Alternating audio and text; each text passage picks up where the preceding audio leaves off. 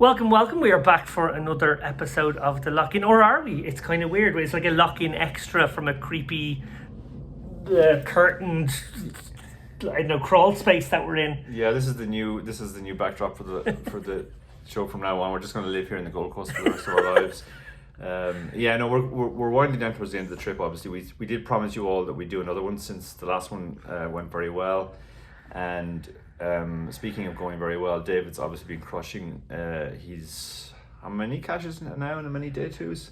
Good few bags, which is nice. Yeah, but this is fourth cache still in the closer, which bagged up a stack last night. You're going to late Regis after this, so hopefully Dara will be bagging up a stack tonight, and we will have one last fling. Or actually, the post closer 1K turbo is actually the real closer if that one goes badly, which we'll have tomorrow, and then we're getting on planes again. So we are very much at the end of this, and it has been a successful campaign, and we're delighted to be out here for what does feel a bit like the end of an era, I guess, with the Rio and it moving to Bally's, and I suppose our connection being very Gold Coast related in the last few years. We kind of have a romantic notion of these very plain, ordinary spaces we occupy, but it is a good spot.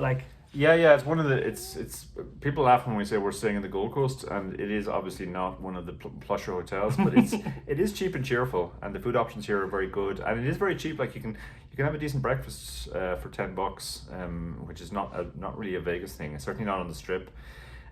And it just feels kind of different. Like it's away from the hoopla as well, so it is kind of a nice place to stay for a relatively short spell. The Rio, on the other hand, really just feels like it's literally crumbling to the ground around us. It's so horrible over there. Yeah, I came out of the break at the first oh break. God, you're going to tell that story? Yeah, and I went to the nearest bathroom and found that it was shut, like just completely shut, and I'm not letting anybody else in. And this is the closer with a lot of runners, so I went around to the other one. Got in there. Of the 10 urinals, only 4 were operational, so the line was moving quite slowly. And when I got like second from the top of the line, there was one guy using a urinal, and it literally just exploded and sprayed piss everywhere, all over him from head to toe. It was like literally just. So I was thinking first, I thought, well, that's the absolute fuck. It's just piss coming out. That's what he actually shouted. What the actual fuck? That was the first thing he shouted. I was thinking, this is the first time I've actually run pretty well on the trip. If I had been in the line a little bit earlier, that would have been me, literally sprayed from head to toe. And then he shouted, "This isn't even my piss." It was. So the rest of us then went into the remaining 3 urinals. With a sort of a sense that they're all a ticking time bomb. All a ticking time bomb, and there's literally just the floor is completely sprayed now in the stuff. I went back there at the next break, and now all of the urinals are shut. So the toilet is open, but you can't actually do anything in it. So that means you have to you've walked back halfway into the hotel to get to the toilets now. Presumably, it's all falling apart. Rio's falling. Bernie Bowman had a great tweet. I have no notes today, so I'm not. Dara will be delighted because I won't be reading off my feckin' notes as usual. But it was something along the lines of, those really rich people who just sell their cars when the ashtray's full. Well, I think the Rio is basically finally closing because there's finally no more urinals left. No, the whole thing is it's hard to describe how shambolic it is, and we're not moaning about this. Obviously, we all know it's the last World Series at the Rio, and it's kind of understandable they're not going to pump too much money into it. But you would expect some basics, like just make sure there's urinals working and stuff. You really feel like it's just falling. The hotel is just literally crumbling around you. It has been a very strange series. There has been none of the really hullabaloo of other series. Now, part of that is everyone's wearing masks, and it's kind of difficult to recognize people or socialize with them. But part of it is just there's not the same air of excitement. They haven't run as many tournaments. They've had problems getting dealers, so stuff like Daily Deep Sacks often haven't run. They're not really advertising the tournaments that they are running, as if they're afraid that too many people will show up. Yeah. So it's been a. Well, speaking of people wearing masks, and that sometimes making it hard to recognize people, and genuinely, like some people have sort of, I don't know what, like undistinctive faces, or maybe, you know, whatever it would be. You had a very funny interaction last night in the closer. We were both in the money. We were both grinding through from, God, we were bare cockroaches really, because I think we both had about 6 bigs on the bubble, and then we had about 5 bigs, you know, with 80 left, and then I think there was one point where we both had about 4 bigs and we're the 2 shortest stacks, and then we both got a spin going, and then unfortunately your spin didn't continue and I got lucky again one more time. Yeah, I literally had a starting stack in 5k chips on the bubble, and the guy beside me looked at me and goes, "Have you just late regged?" Team late reg. Yeah, and at that point it was like 3.2 big blinds, I think. So it will. But then anyway, later on when I do have the spin and I get moved to a new table and I have more chips now, so I sit down at this new table, and a gentleman at the far end of the table, older gentleman, my age in other words, looks at the patch and goes, "Oh, Chip Race, is that a podcast?" And I say, "Yeah." And he says, "Oh, is it a good podcast?" And I said, No, not really." And he said, "Oh, well, I'll check it out anyway, you guys on Apple." And then the guy beside me, who has a German accent, during this interaction, I've been just looking down at the table at this guy, and the guy beside me, who is German, has been holding out his fist for the fist bump, and I don't realise he's going for the fist pump. So I just have to... Usually did an Andy Wilson leave him hanging moment. Yeah, so the guy beside me, who's English, goes like, "Don't leave the poor man hanging, come on." And I was, "Oh, sorry, I didn't even see." So the guy asks me, "Oh, has anybody famous ever been on your podcast?" And I was like, "Oh, yeah, like we've had Phil Hellmuth and Jennifer Tilly and lots of famous people, really." I picked up on the fact now that he's German from his accent, so I tell him, "Okay, we've also had some some Europeans, obviously, like Rainer Kempe, Dominic Nietzsche, etc." And he goes, "Oh, what was Rainer Kempe like?" And I was, "Oh, he was a really nice guy, really funny." And Dominic's a really nice guy too. Like we're pretty close friends with Dominic. And he goes, "Oh, that's nice to hear." So at this stage, I'm thinking, okay, he's a recreational player from Germany. So I ask him where he's from. He says he's from Berlin. The interaction is a little bit weird because he's looking at me like, okay. But anyway, we have this conversation, and then time goes on. I get moved away to another table, and then later I get moved back to the table. And this time I'm on the other side of him, and I'm listening to him talk, and I'm thinking, his voice sounds very like Rainer Kempe's. In fact, it sounds identical. So I'm about to say to him, "You know, you actually sound very like Rainer Kempe." And then I look at him and I realize, okay, the top half of his face does look like the top half of Rainer Kempe's face if Rainer Kempe wasn't wearing glasses. Yeah, which was the bit that got me as well. And at this point, you come over to me. I was on the next table. Yeah, I come over to you at the next table and I say sheepishly, "Is that Rainer Kempe sitting beside me?" And you go, "Yeah, it is." So I go back and I tell Rainer, "Okay, Rainer, I figured out who you are. That makes the earlier interaction really weird." And he said, "To be honest, I thought you were trolling me. I thought you knew who I was all the time, and you were just trolling me." So yeah, it's been that kind of series. Like people come up to me all the time, and I don't know whether I know them or not. Voices is the main way I'm distinguishing people now. I met Sam Razavi before, and the voice, it's like a very, very distinctive voice, similar to Rainer. Rainer has a very distinctive voice too. Yeah. So yeah, that's the kind of series it's been. We're sort of operating by the sense of sound rather than vision. It's been great fun. I have to say, I have really enjoyed it, and there's been a bit of socialising off the tables as well. We had a couple of days off, which, you know, we don't really plan to have any days off. I know we both sort of approach it as a work trip and sort of think, well, if you can kind of play every day, just play every day.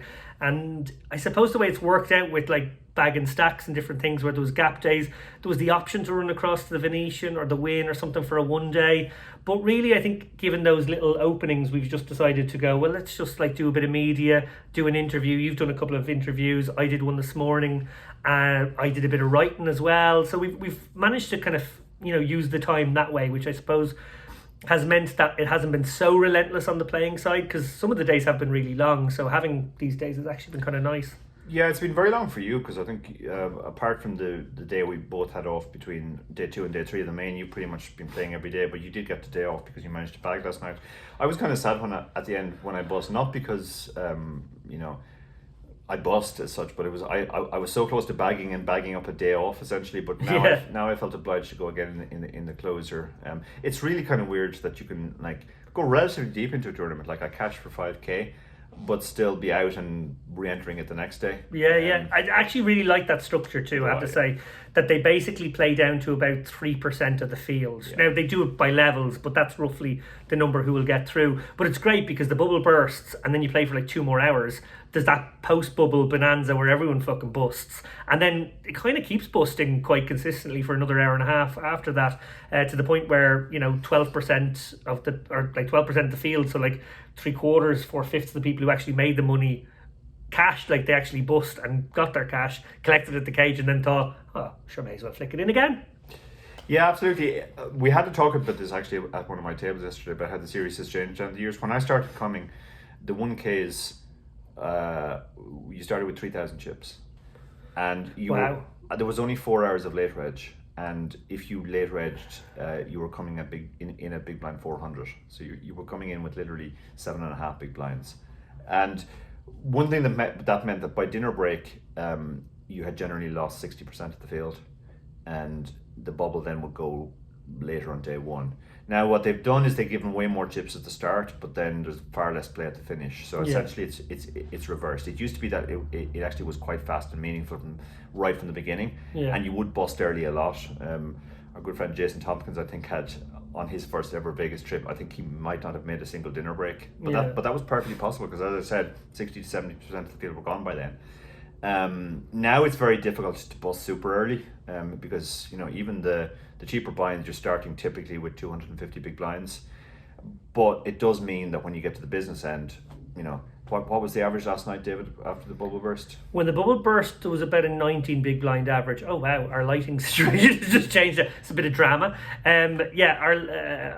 I think we had about 19 bigs when the bubble burst, and then it did stretch out because the quick bust outs happened, and I think maybe the average stack is 23, 24 bigs. There's going to try and fix the light here if it's possible. Hang on, can we do this? Will we have to start again? Okay, hang on. Here's what we're going to do. We're going to fade out in a very seamless way and then fade back in with a new video. How about that? And we might have a light for that one. We might have, or you might be just looking at us in the dark. Or maybe not. Fade out. Fade in. Yeah, we're back. We fixed the light. We also managed to record this in 2 bits so we could send it all the way across the Atlantic to our fabulous editing suite. The carrier pigeon can only carry a certain amount. So that's it. So what we want to talk about now, because we're kind of conscious this is a slightly modified version of the show. We do want to cover things that have been going on, and I'm sure a lot of you guys have been following the WSOP, not just for us, although mostly hopefully for us, but you've been following the thing in general because it has been the talk of the town, as it always is when it comes around. And the main event final table, I suppose, is really the centerpiece of everything. It was a kind of perfect final table in that it had a sort of a, your classic archetypal, online live hybrid beast, front runner, high roller in Corey Aldemir, who came in with the chip lead and went wire to wire. He's a phenomenal talent. I think he's going to be amazing for the game.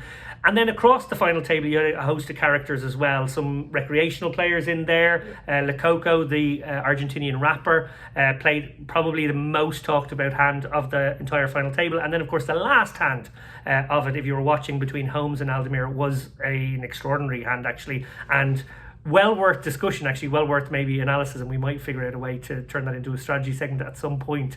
But we're going to do it briefly now, maybe talk about the final table. First thing I want to say is I'm a fan first, and I was watching the live stream for the days leading up to it. I was enjoying the build up. I was enjoying the regular mentions of us on the stream. Thank you, Jamie, Norman, Lon, for all those shout outs.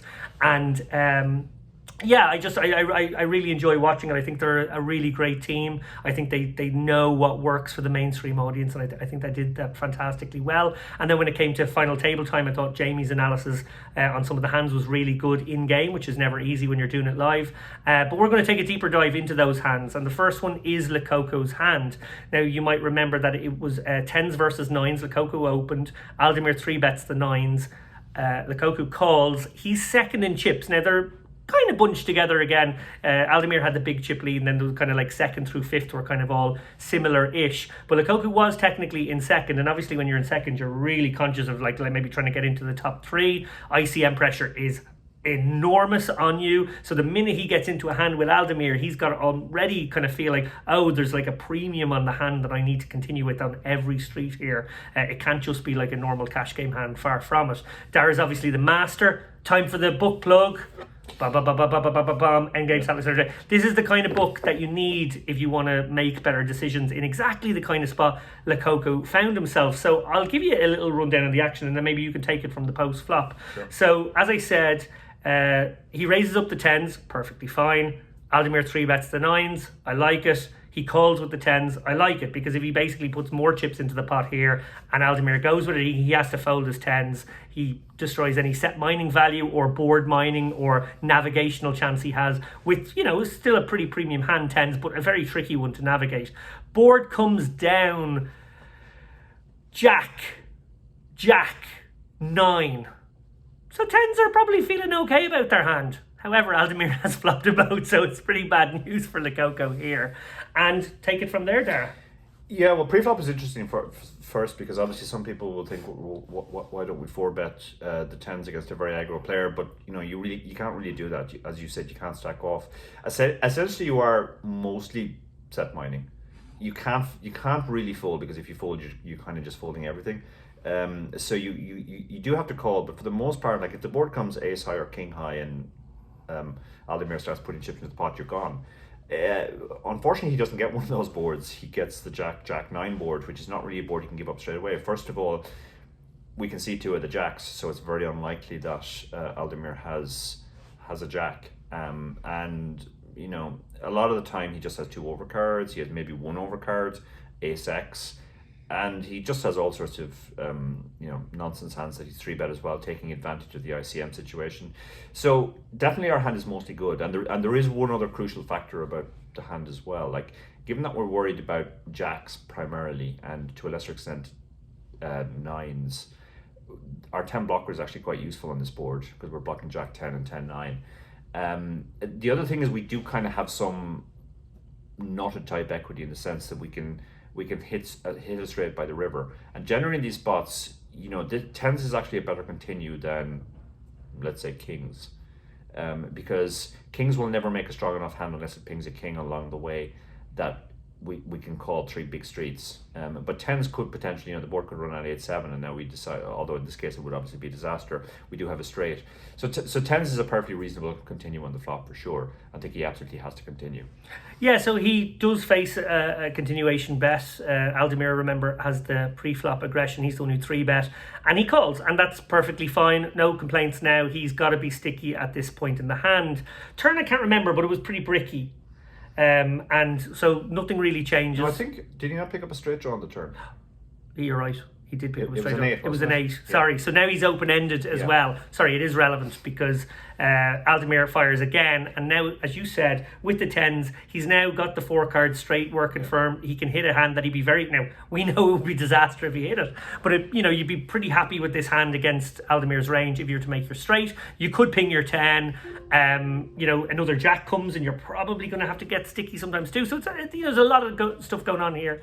Anyway, he does call another bet, and again on the turn, I think he kind of has to. Like, it is setting up sort of a close to 1-to-1. I think it was like maybe a 1.2 to 1 stack to pot ratio for the river.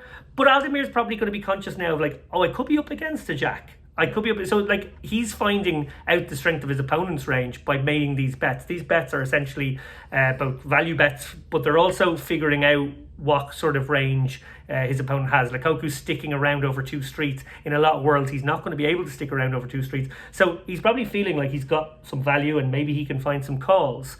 We get to the river. The river is a brick now. That's for sure. Yeah, the fact that the turn isn't a brick is very significant, because I think on a brick turn we do, even though it sucks, we have to check fold, because now we don't have a hand that can make super strong hand on the river. If the turn had been a 2 or a 3, I think check fold is the play. Unfortunately, we're away from home, so I'm not able to run the solve, but I feel reasonably confident that the solver, given the ICM pressure, would check fold most turns, but unfortunately the 8, the queen would be similar. Yeah. Anything which makes us open-ended, we can't really. So we do just kind of have to hang on.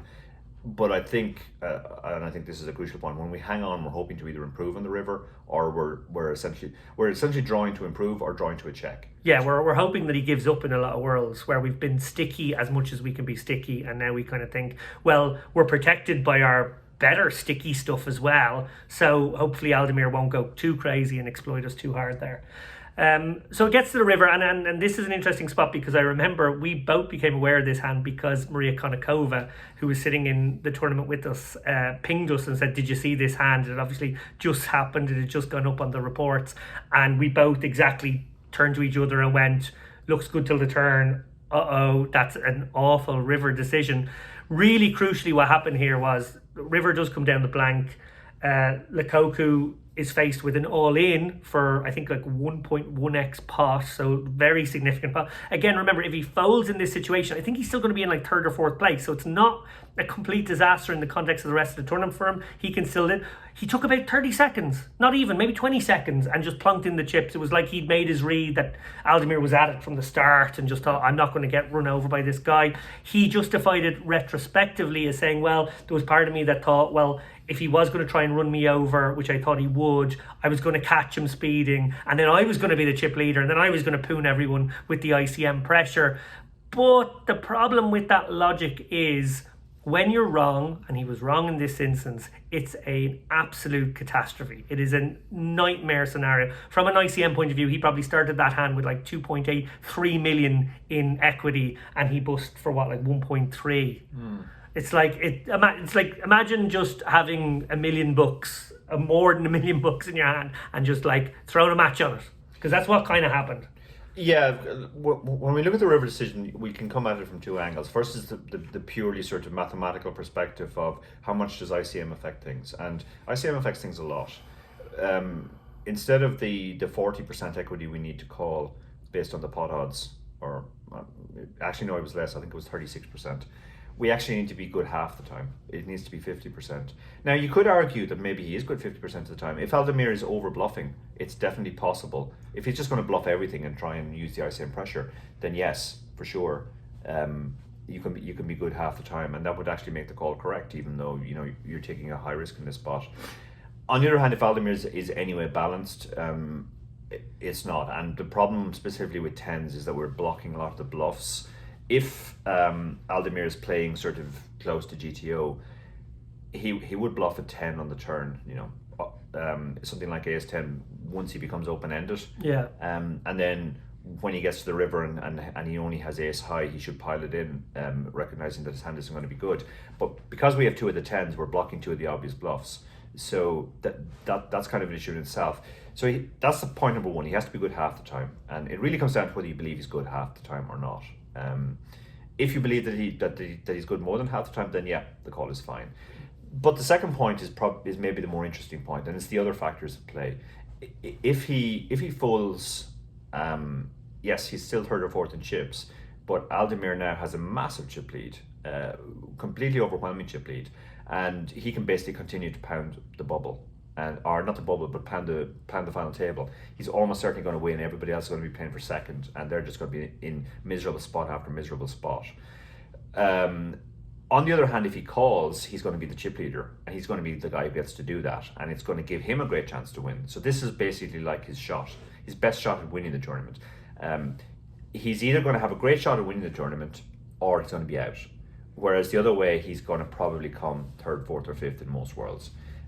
So I think he just decided to go for it. This is a once in a lifetime opportunity to win the main event. I don't know how significant the money is to him. He is sponsored by Poker Stars. He's apparently a very successful rapper in his home country. So it's also possible that even if you said to him you're losing 200,000 or 300,000 with this call, he would say I'll take it just for the better chance of the once in a lifetime opportunity of becoming WSOP Main Event champion. So you kind of got to admire the bravery as well.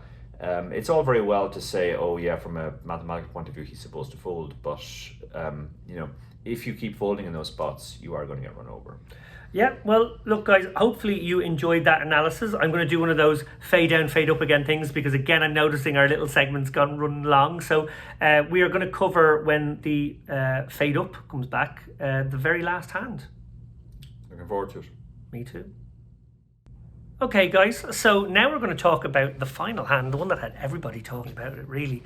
It was an exciting hand. It was sort of an unexpected hand to see because I guess a lot of people would have felt that Aldemir up against the amateur home game player here in the US would have been looking to sort of small ball and would have been looking to not put himself in a guessing game and just kind of have his fundamentals shine through.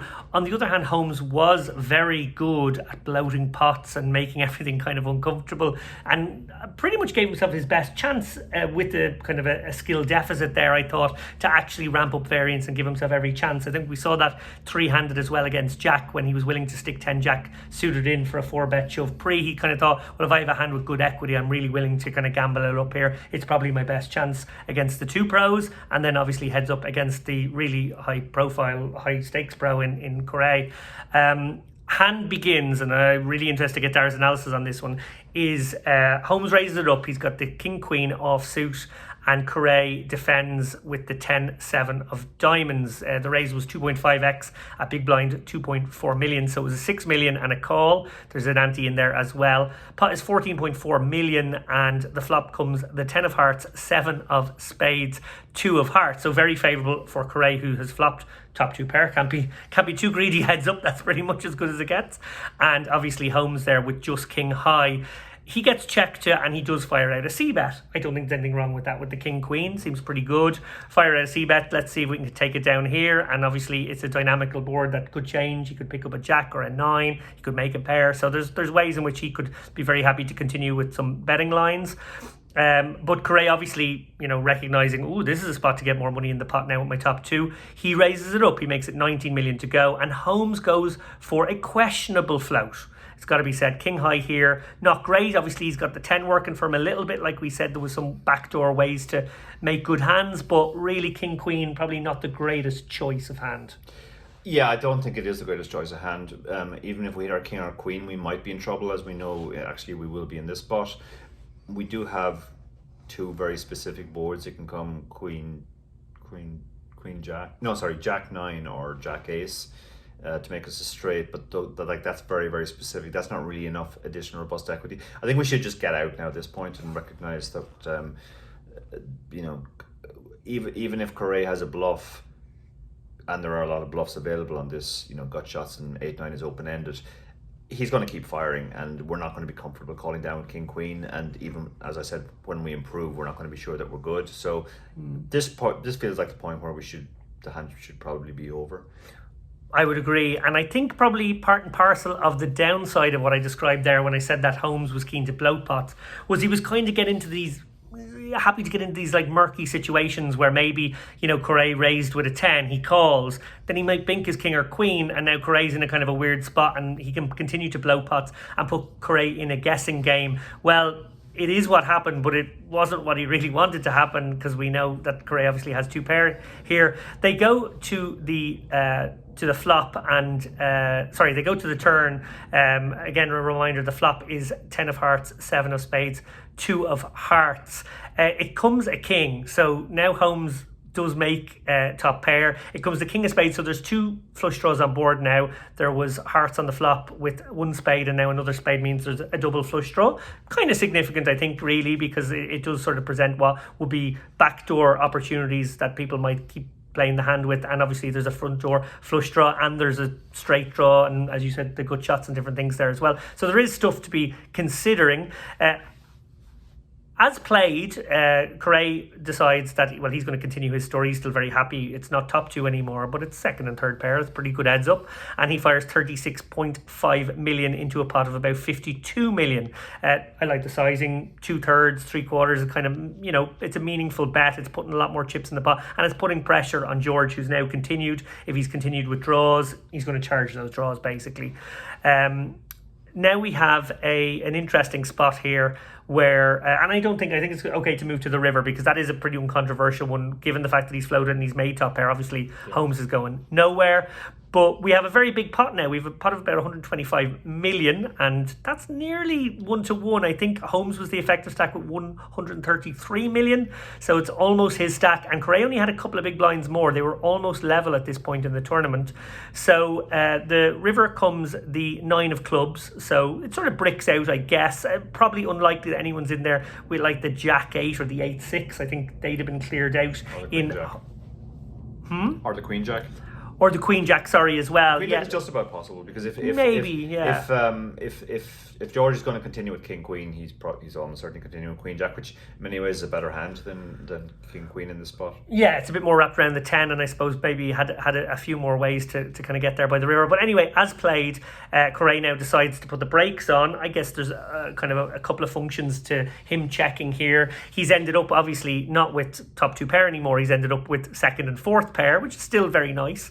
But the draws have missed, or most of the draws have missed. Yes, there are some potentially, gremlins out there, and George is definitely the kind of man who might have those hands, but at the same time, he probably wants to look to bluff catch. If he bets and gets raised, he probably has to fold his 10-7. Oh, that's a really weird kind of spot to put yourself in. But I think he just felt like, well, if I check, I'll probably just end up calling a bet, and most of the bets on this thing might be third pot, 40%. I think it's a very mandatory check, to be honest, particularly against somebody like George, who's going to bluff a lot. It's just when you check, he's going to put chips in with all his bluffs, and therefore you just get more. Whereas if you bet yourself, he's not going to bluff as much. You're not going to get called by the bluffs, so you're going to lose money. So it seems like a very profitable bluff catch. I wouldn't be completely thrilled about it, because I definitely think George could have had Queen Jack. I even think he could have had Jack 8. I don't think he would give up Jack 8 on the flop either. Yeah. So I think he probably has far more of those types of hands, 8-6 as well, than other players. But the general point is that, like, if you're not going to fold the river anyway yourself, you're better off checking to get his weaker hands to bluff, rather than just taking that opportunity away from him. So yeah, I think the check is normal, but you're not going to love it if you face a jam. Yeah, and a jam is exactly what he faced. George overvaluing his King Queen in this spot, and really not targeting the right kind of hands to get called by inferior. Like, I guess he's basically hoping that Cray has Ace 10 that he didn't 3-bet pre, which seems unlikely, to be honest. So he's targeting sort of like 10x hands that have taken this raising line, which wouldn't necessarily be all of them by any means. A lot of them would take more passive lines.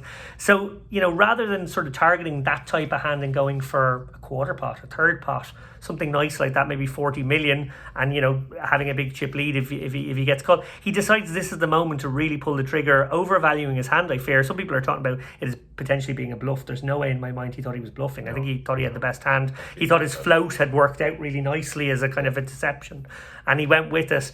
And Correa's now in a horrible spot, as you mentioned, like 1.1x pot, 133 million into 125 million. Correa's got to be right a lot of the time. He's got to be able to work out, well, will George be overvaluing a king in this spot? How many bluffs does George have versus how many value hands might he have that overtook me? Maybe he had king 10, maybe he had king 7, and this is a problem too. So Correa basically took a good amount of time, and I think the more time he took, the more George probably felt like his hand was good, and then George was probably giving off quite happy information, which makes Correa's decision even tougher again, because he's looking at a man who seems to be pretty happy with life. So, in the end, I think game theory will certainly suggest that he has to go with this 10-7 here.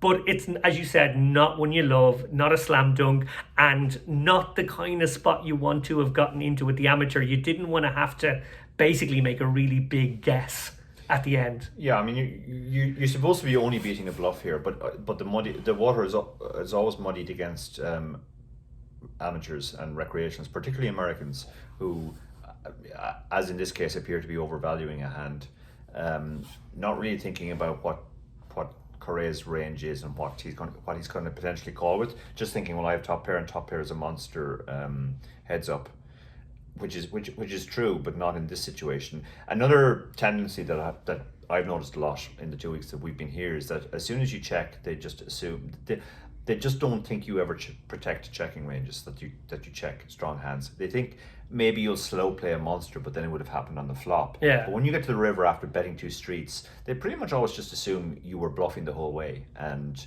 they do that themselves. Like once they have the betting lead, they want to keep betting, so they'll bet like third, fourth pair. And then they get to the river and they're like, oh, the pot's a bit big now, so they check. So I think that's probably what George's thought process was here. Correa is obviously in a horrible spot. From a game theory perspective, I don't think there's any debate here. This is a slam dunk call. 2 pair is a monster heads up. The fact that it ends up being second and fourth pair is neither here nor there, because he had top 2 on the flop, and that's the point where he made the aggressive move. you mentioned King 10, King 7. Well, that actually brings up the point that in terms of blockers, this is a much better hand to call with than pocket twos, because we're blocking the strong hands that he's representing. We're not blocking any of the missed draws. We block value, we unblock bluffs. We're playing against somebody who is very aggro, who will bluff, and who will also overvalue hands. So I think Correa decided in the end, just look, my hand is far too strong. If he has it, he has it. You can try and play this small tippy-toppy game with the amateurs, and I've done it a few times myself, and it's blown up in my face, where they just keep piling the chips in, and you end up folding, and then you just whittle down.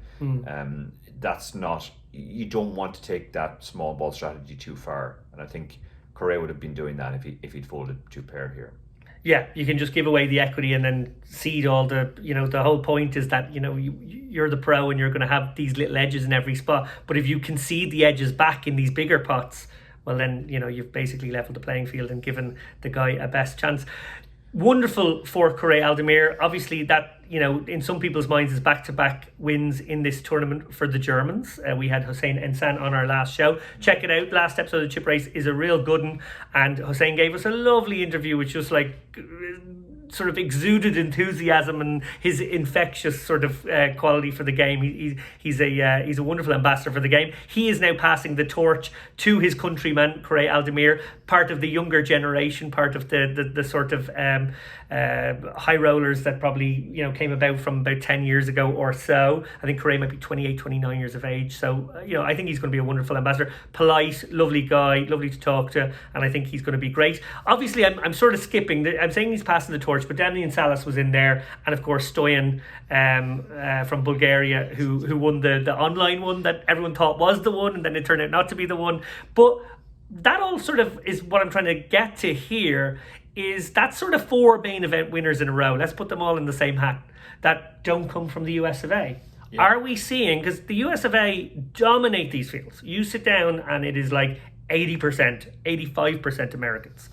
And yet, when it gets down to the business end, in a lot of these tournaments, particularly since the gates went back up and people could come in here, a lot more Russian lads, Scandi lads, UK guys are making deep runs and are there at the business end. French guys as well. French are having a great series too. So it questions, I know the obvious foreigner sort of jokes aside, and maybe the lads are taking a few extra seconds over the decisions on average, but it does feel like it's moved away from America. As it's obviously a great American game. More Americans play it than anyone else. We'd love to have them back in the player pool globally, but it does feel like there is now quite an obvious standard gap. And I just thought, maybe would you give your opinion on that as politely as possible, because I'm sure we have some American guests, about maybe what they could do to combat that, and also am I overstating it or not?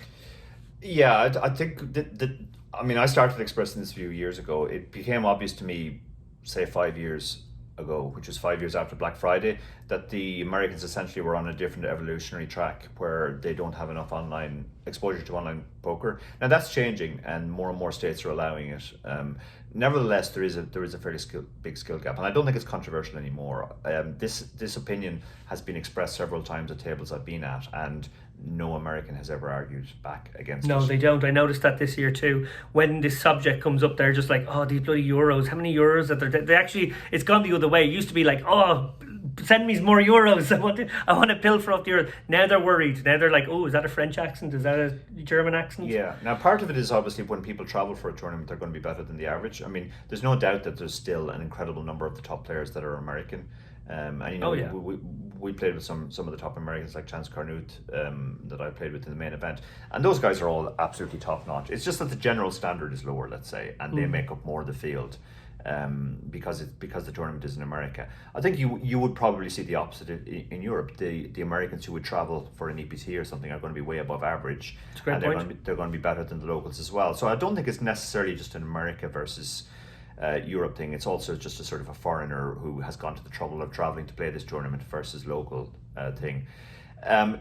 I do think the American standards are rising. I think more and more American recreationals are putting time into studying the game and understanding the concept. There's a lot of great content out there, which they're now accessing, and they kind of realize that they do have to study to catch up, I think. So I think we're probably going to see a coming together of the standards again in the next few years for two factors. First of all, just more content out there for American recreational players to consume, and secondly, more exposure to online poker. Even the states that don't have online poker, there are apps that people are playing on. There are unregulated sites that they're playing on. So I don't think the gap is going to get wider for sure, and I think it's probably going to come together. It's mostly a question of they're playing in a style which would have been a decent winning style 6 or 7 years ago, but isn't anymore. They're very unbalanced in certain spots. I think even the final hand was almost a representation of that, where we saw the sort of flaws, for want of a better word, in the American recreational thinking, which ended up costing him the main event. He was probably going to lose anyway, but it was a sort of graphic illustration of how they overvalue certain hands, how they're just overly aggressive in certain spots, how they generally just won't give up to the first aggressive action. I actually have a rule that I call the law of second aggression, which is that usually the second aggressive act gets more folds than it should, because they just don't fold enough to the first aggressive act. When we went through the hand, we both said he should just fold when he gets check raised. But I don't remember the last time I check raised an American recreational and they just folded. Indeed. Well, I think a great way of describing it there. Thank you very much for doing that, Dara. I'm sure our listeners appreciate it too. Finally, piss spraying out of urinals to one side. I'm going to miss the Rio. I'm going to miss aspects of the World Series as it is right now. Obviously, they might make it bigger and better and greater than ever in Bally's, and we hope they do. But there is nonetheless a kind of a nostalgic thing about, the summer camp you've known all these years. And even warts and all, I think there are aspects of the World Series and the Rio, while we will continue to be ardent critics of things that we don't think are right, and we will continue to give our 2 cents on that kind of stuff. I think overall what is lovely to see is that there is a sort of a nostalgia among the people who are still here, kind of going like, oh, this will be the last one. I hope they do it well next year. We'll be back in the summer. Actually, the one thing I would say is it's been nice being here in the autumn. Not having to go out into like sauna, 110 degrees is good. But yeah, look, on that note, I just want to say, I guess we won't be doing another one of these. There's only 2 days left. We're getting on a plane in 2 days. So thank you so much for all the messages of support for Dara and I through our tournaments, all the social media interaction. We've been loving it. It's been keeping us going. And it does genuinely fuel both our show and our desire to make content, and gives you a little lift in the morning when you're going back for your yet another bullet in whatever tournament we've been in. So we really appreciate that, and thank you very much. Signing off from our now, I guess, 2-part WSOP 2021. Thank you, Dara O'Kearney. Thank you, and we'll all be back here in Vegas in a few months. Yeah, 6 months and we're back. Take care, guys. Good luck, guys.